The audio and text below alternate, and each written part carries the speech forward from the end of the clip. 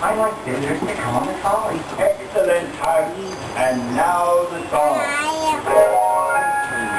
such a feeling to know you're alive. It's such a happy feeling. You're growing inside, and when you wake up ready to say, I'll make happy today. It's like a good feeling, a very good feeling, the feeling you know. Mr. Rogers' Neighborhood of Make-Believe was a beloved attraction at Idlewild Park in Pennsylvania. Operated for 25 seasons from 1989 to 2013, this trolley ride through the land of make-believe from the popular television show created lasting memories for thousands of people. The ride featured both animatronics and a live tour guide, which was groundbreaking for a small regional park like Idlewild, especially in 1989. The attraction had a unique storyline completely devised by Fred Rogers, who also did all the voices. The wooded ride was rethemed as Daniel Tiger's Neighborhood in 2015, an attraction that is ultimately more relevant to children today but left many fans of the original disappointed. Take a journey through make-believe as we trace the history of this lost classic. Idlewild is a medium-sized amusement park aimed at families in Ligonier, Pennsylvania, about an hour outside of Pittsburgh. Opened in 1878, it is the third oldest amusement park in the United States.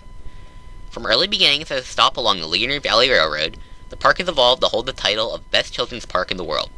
Today, it features a section with classic park rides and themed areas around the Wild West and fairy tales. Fred Rogers grew up in Latrobe, right outside of Ligonier, and visited Idlewild as a boy, riding the railroad to the park. These memories would later influence the placement of the ride at Idlewild. When the classic television program Mr. Rogers' Neighborhood debuted in 1968, it became a favorite among many preschoolers. Mr. Rogers would enter his house and would then sit down to talk with the viewer at home. He spoke directly to the children, instead of past them, typical of the show's slow and welcoming pace.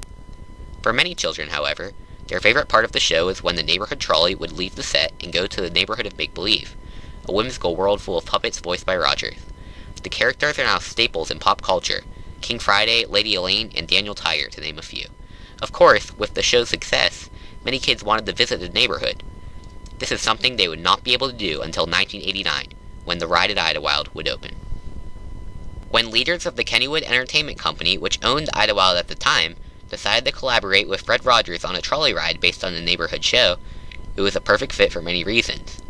For one, Idlewild is in a wooded, tranquil setting, which fits nicely with the calm tone of the show. Also, as stated before, Fred Rogers grew up nearby, and Idlewild was increasingly becoming family-oriented, adding a large soft play area in 1983. Leaders from Kennywood and Idlewild met Rogers to discuss the partnership, and after only a half hour, the deal was reached. The ride, which would replace a small zoo built on the site in 1965, would be built at a cost of $1.2 million, the park's largest investment up until that point. Mr. Rogers had overarching creative control. He recorded all the voices and developed the storyline, even rejecting the original idea of all the neighborhood characters coming together to form a band, instead creating a very unique story in which all the characters would be invited to a hugging song at the castle. This famous photo was taken at Idlewild, likely during the development of the attraction. A replica of Mr. Rogers' house was another idea that didn't make it. Rogers said, "People who own Idlewild asked if I would like to help create such an experience for young people and their families. I think that Idlewild is the most naturally beautiful amusement park in the world." End quote.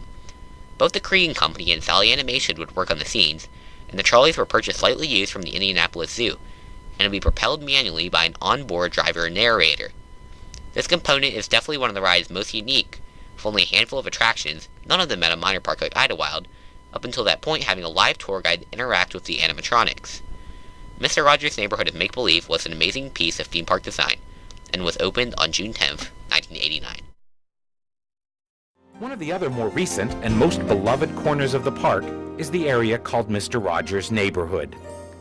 Fred Rogers, the creator of the famous PBS children's program, worked closely himself with the park on the development of this ride. And of course, he provided many of the voices for the various neighborhood characters. And this is the first time that we have had a collaboration with people at an amusement park. And again, they seem to respect what I felt about children and their families, and I certainly respected what they knew about amusement parks. After all, Idlewild is the place I went when I was a little boy. It was the very first amusement park I ever knew. Once they arrived at the ride, guests entered a covered queue area, where trivia questions tested their knowledge of the show. From there, riders would board one of two trolley ride vehicles, which would run concurrently. Operators would have to have good timing to make sure both trolleys wouldn't be able to be seen at once. The trolley would go through a tunnel where hello would be written in different languages. Riders would then stop at the largest structure in the neighborhood, King Friday the 13th's castle. The building was surrounded by plywood flowers and painted rocks, decorative choices similar to the show that were kept up throughout the attraction and added a nice layer of detail and color. A curtain would open and King Friday would emerge, telling everyone about his plan for a Huggin' Song party that day at the castle courtyard. He told you to invite the rest of the characters to come along to the castle Huggin' Song, which will surely be ingrained in anyone who has ever ridden the ride's head forever. All you need to do is say, come along to the castle Huggin' Song. Advancing, the trolley would visit Cordy Cornflake's factory, where he would talk and show some of the rocking chairs he was working on before the riders, led by their guide, recited their line. After this, the next puppets visited were Exial and Henrietta Pussycat in their tree. Their houses had swing doors that swung open to show them. The following neighbor, Lady Elaine, was perhaps the ride's coolest building, a museum go-round that actually rotated. She showed off some of her musical instruments operated by a remote-control boomerang. Well, look who came to my museum today. What's new with you all? Are you having a terrible or wonderful time? Wonderful time. I'm having a wonderful time myself. I just learned how to play the drum, remote control, with my boomerang, toomerang, sumerang. The Platypus Mound was next, and here Dr. Bill and Elsie Jean popped up and were invited to the Huggin' Song. Daniel Tiger was shy at first, but once he was reassured by the guide that the people were tame, he rose out of the clock and talked to everyone. The trolley barely stopped at the castle playground to invite Anna Platypus and Prince Tuesday before arriving at the Huggin' Song. Here, all the characters were gathered, except Lady Elaine. She would come late, rising up with her special hat. All the animatronics would hug, somewhat awkwardly, and the people on the trolley were invited to do the same. After this, King Friday led everyone in a rousing chorus of It's Such a Good Feeling, before bidding everyone farewell. The trolley exited through a tunnel with goodbye in different languages. After their ride, guests could walk over to a nearby gift shop and purchase souvenirs, such as this pennant and bank.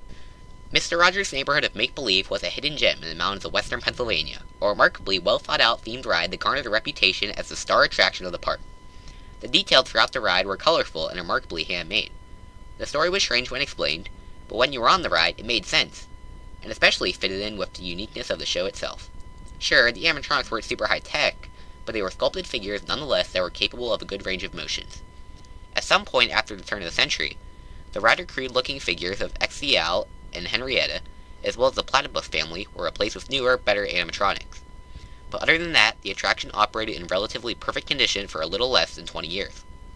However, certain effects started to show their age during the ride's last 5 years or so. The operating curtain and the rotating museum go-round were remarkably kept intact for a while, but stopped working in the late 2000s. Many videos on YouTube show different scenarios from this time and the guide's interesting reactions to them. Lady Elaine's always up to something strange and unusual, and she kind of did something unusual. She turned herself invisible. Here I am, I brought my head along for the I didn't lie, I said she was invisible. Oh no, it looks like they got pretty tired playing and they're taking a nap with their eyes open. Hopefully they'll wake up in time for the Huggin' Song party. Alright, you... Hug and song. Although most of these failures were most likely due to the attraction's advanced age, I can't help but figure that it is also probably due to the fact that new episodes of the show stopped in 2001 and daily airings discontinued in 2008, making it less well known. As a result, maintenance probably felt less of an obligation to keep the attraction running in tip-top shape. This is almost ironic when put in the context of how Kenwood Entertainment leader Keith Hood once said, "Fred Rogers had to trust us enough to safeguard it and cherish it and not tarnish it." Dino Tiger's Neighborhood, an animated extension of the original show, debuted in 2012. The program is very popular with young children, so the writing was almost on the wall for the Idlewild attraction to be rethemed. But it was still a shock to many fans when it was announced in March 2014 that the ride had its last operational year in 2013, marking 25 seasons. No warning was given in the ride's final season.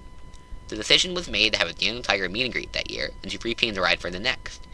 This was almost certainly a spontaneous decision, as evidenced by park spokesman Jeff Crushore, who said that we thought maybe we could include Daniel this year and steal the old ride, but it was a mutual decision between the Fred Rogers Company and Idlewild that we didn't want to mix the brands while making the switch, end quote. The fact that it needed excessive maintenance probably didn't help matters. The ride was closed, and a new attraction would be coming in 2015.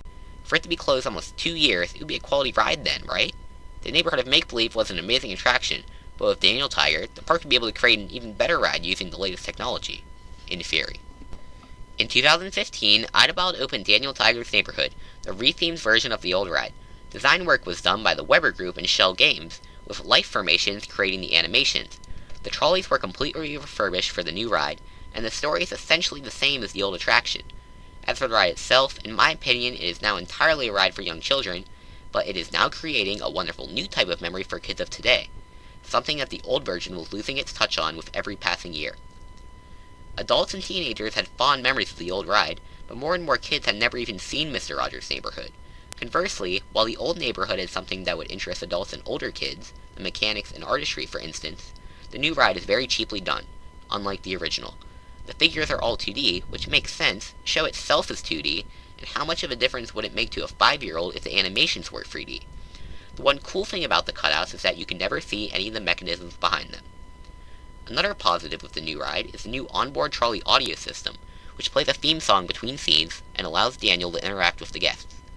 But as said before, the ride now has very little aesthetic interest for people to look for.